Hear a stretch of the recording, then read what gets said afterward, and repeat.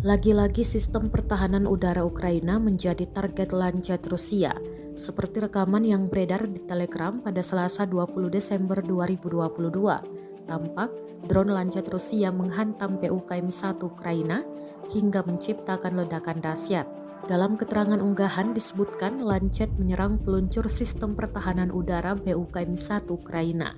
Sekali lagi pertahanan udara Ukraina yang dibanggakan dari sistem pertahanan udara BUK-1 tidak selamat dari pertempuran dengan Lancet kami, jelas militer Rusia. Diketahui, sejak 10 Oktober, Rusia makin menggencarkan gempurannya ke seluruh wilayah Ukraina. Selain penggunaan rudal jelajah presisi tinggi, drone Lancet pun secara masif digunakan.